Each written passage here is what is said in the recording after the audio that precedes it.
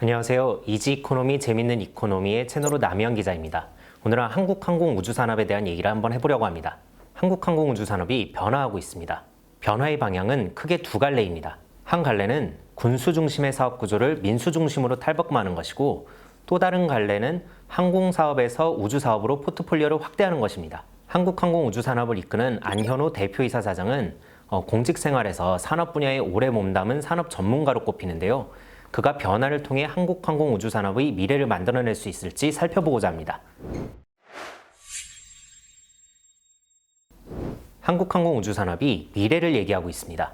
한국항공우주산업은 2020년 3분기부터 영업부문에서 미래 부문을 따로 나누어 표시하고 있습니다. 기존에는 정부 방산 및 완제기 수출과 기체 부품, 기타 등으로 영업부문이 나뉘어져 있었습니다. 하지만 1년 전부터는 영업부문을 고정이익 부문, 회전이익 부문, 기체 부문, 미래사업 부문, 수출혁신센터 등으로 세분화하고 있습니다. 미래사업 부문을 별도로 분리해 발표한 것은 그만큼 미래사업 동력을 따로 육성해 관리하겠다는 이런 의지의 표현이라고 볼 수 있습니다. 사업보고서에는 영업부문 구분과 관련해 전략적 의사결정을 수립하는 경영진이 연결회사의 영업부문을 결정하고 있다, 이렇게 적혀 있습니다. 최고 경영자인 안현호 사장의 미래사업 육성 의지가 영업부문 구분에 그대로 드러난 것이라고 볼 수 있습니다. 미래사업 부문의 핵심은 바로 민수사업입니다. 한국항공우주산업은 위성과 무인항공기를 미래의 신사업으로 점찍고 있습니다. 안 사장이 4월 초에 밝힌 기자간담회에서도 위성과 무인항공기 사업이 미래 신사업에 포함되어 있습니다. 위성과 무인항공기 사업은 애초 군수사업에 기반하고 있습니다. 한국항공우주산업은 당장 무인항공기 사업과 관련해서 육군에서 운용하고 있는 군단급 무인기 개발과 제작에 참여하고 있으며, 현재 후속 모델인 차기 군단급 무인기 개발에 참여하고 있습니다. 위성사업 역시 현재는 민수시장보다는 군 정찰위성 분야에 초점이 맞춰져 있습니다. 하지만 두 사업 분야 모두 민수시장에 향후 진출할 수 있다는 가능성을 열어놨다는 점에서 매력적입니다. 2020년에 한미 미사일 사거리 지침이 개정되면서 고체 연료를 이용한 민간 기업의 위성 발사가 가능해진 덕분에 위성사업 진출 제한은 사실상 사라졌습니다. 무인항공기 사업은 미래 모빌리티 시장을 선점하려는 각 기업들의 참여가 활발히 늘고 있는 시장이기도 합니다. 한국에서도 현대자동차그룹과 하나그룹 등이 도시망공 모빌리티 관련 사업을 벌이고 있습니다. 한국항공우주산업이 위성과 무인항공기 사업에 진출하겠다, 이런 말은 현재 군수 중심의 사업 구조를 민수 분야로 다각하겠다는 뜻으로 읽힙니다. 2020년 방위사업 통계연보에 따르면 한국군은 2015년에서 2019년 5년 동안 집행된 방위력 개선비 약 67조 원 가운데 31%를 국외 무기체계 도입에 사용했습니다.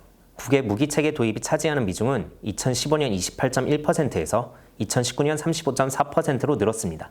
국외 의존도가 높아진다는 것은 한국항공우주산업을 비롯한 국내 방산업계로서는 먹거리를 빼앗기는 것과 다름없습니다. 새 성장 동력을 찾으려면 정부 의존도에서 벗어날 수 있는 민수시장에서 해답을 찾아야 한다는 얘기입니다. 안현호 사장은 기자 간담회에서 미래형 사업구조로 전환하기 위해 향후 5년 동안 2조 2천억 원을 투자하겠다는 계획을 내놓았습니다. 항공 분야에 집중되어 있는 포트폴리오를 위성사업으로 대표되는 우주 분야로 넓히겠다는 것도 주목할 만한 대목입니다. 한국항공우주산업은 1분기 말 기준으로 훈련기와 전투기, 헬기 등 군용 항공기와 관련 정비 및 성능 개량 사업에서 전체 매출의 61.3%를 냈습니다. 보잉과 에어버스 등 민간 항공기 제작 기업에 쓰이는 기체 구조물 관련 사업의 매출 비중이 24.6%이며 TOC과 TOC 기반의 경공격기 해외 수출, 기본훈련기 수출 등의 사업 비중도 16.2%입니다. 이런 항공사업을 제외하면 우주사업의 비중은 미미하기만 합니다. 위성과 무인항공기의 매출을 합한 미래사업 부문의 매출 비중은 2021년 1분기 기준으로 6.3%에 머물고 있습니다. 하지만 한국항공우주산업은 우주사업을 미래 먹거리 사업으로 낙점한 상황입니다. 실제로 한국항공우주산업 사업보고서에 나온 내용을 보면 한국항공우주산업은 위성개발 분야와 관련해 현재 개발 단계에 머무르고 있는 사업을 향후 수출로 확대하겠다, 이런 청사진을 그려놓고 있습니다. 위성시장의 성장성을 감안할 때 이에 대한 투자를 계속한다면 미래 먹거리 사업이 될 수 있다, 이런 판단이 깔려있는 것으로 보입니다. 한국항공우주연구원은 소형 위성 시장 동향과 전략적 시사점이라는 보고서에서 소형 위성 시장을 민간 주도로 성장 가능성이 큰 시장으로 분류했습니다. 시장 조사기관 유로컨설트가 2020년 7월에 내놓은 전망을 보면 향후 10년 동안 소형 통신 위성 분야는 2019년 205기에서 2029년 5,687기로 늘어날 것으로 예상됩니다. 10년에 약 28배라는 비약적 증가세를 보이는 것인데 같은 기간 소형 군사위성의 성장세가 6배에 머무는 것과 비교하면 증가폭이 매우 큽니다. 최근 스페이스X 등 민간 기업이 우주 개발 참여가 늘고 있고 비즈니스 영역이 확대되고 있다는 점을 감안할 때 수요가 점차 늘어나고 기술력 향상이 뒷받침된다면 이 성장세가 더욱 가팔라질 수 있을 것으로 전망됩니다. 한국항공우주산업이 바라보고 있는 지점도 바로 이러한 위성시장의 성장세입니다. 안현우 사장은 기자간담회에서 한국항공우주산업은 우주산업을 향한 비전을 명확하게 세웠다며 위성 제조 쪽에서는 돈이 되는 중대형 위성을 중심으로 하고 초소형 위성에서는 돈이 안 되는 제조 쪽보다 부가가치가 높은 서비스 산업 쪽에 적극 진출하겠다고 말했습니다. 그는 위성 서비스 산업은 우주에서 영상을 찍고 분석해서 정보를 제공하는 사업으로 날씨 예측, 지하자원 분석 등 수요가 무궁무진하다며 초소형 위성 서비스 산업은 제조 사업과 비교해 10배 이상의 부가가치가 창출된다 이렇게 덧붙였습니다.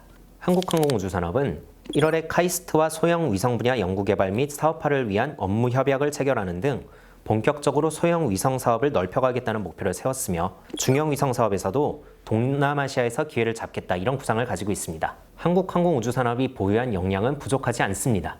한국항공우주산업은 민간의 기술을 이전하는 형태의 위성 양산 플랫폼 사업인 차세대 중형 위성 개발을 담당하고 있습니다. 1호기는 4월에 성공적으로 발사됐으며 내년 상반기에는 2호기가 발사됩니다. 2단계 사업인 3, 4, 5호기 제작도 한국항공우주산업이 총괄하고 있습니다. 한국항공우주산업이 위성 설계부터 제작과 조립, 시험을 할 수 있는 데다 대형부터 초소형 위성까지 다수의 위성을 동시에 제작할 수 있는 민간 우주센터도 보유하고 있다는 점, 이런 점이 강점으로 꼽힙니다. 다만 기술력 확보를 넘어 상업화에도 성공하느냐 이런 문제는 좀 다릅니다. 해외 국가뿐 아니라 민간 기업과의 네트워크 구축도 해야 하고 이를 통한 영업망 확대 등은 여전히 풀어가야 할 과제로 꼽힙니다.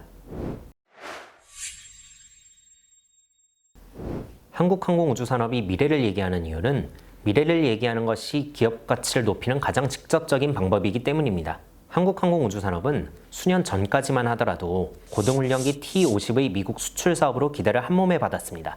하지만 방산비리 이슈가 터지면서 신뢰를 잃기 시작했고 미국 고등훈련기 수출 사업에서도 고배를 마시면서 좀처럼 투자자들의 기대를 모으지 못하고 있습니다.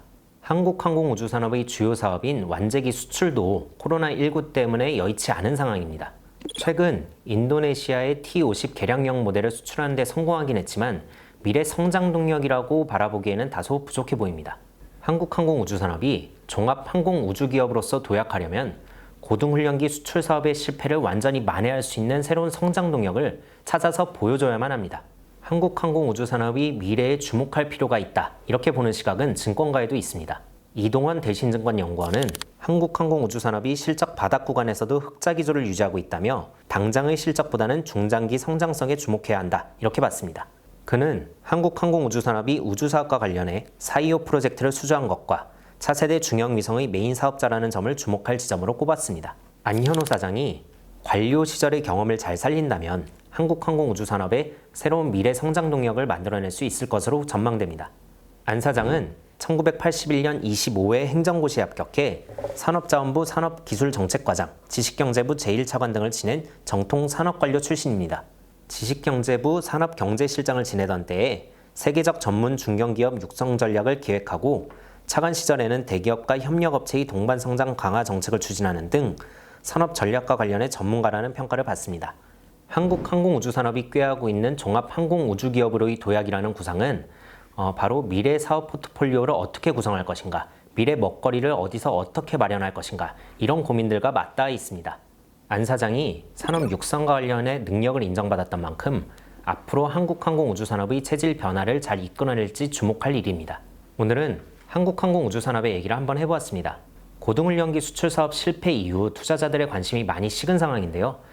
현재 한국항공우주산업이 위성과 무인항공기 등 미래 사업 부문을 육성하고 관리해 나가고 있다. 이런 점을 주목할 필요가 있는 것 같습니다. 오늘 얘기는 여기까지입니다. 시청해주셔서 감사합니다.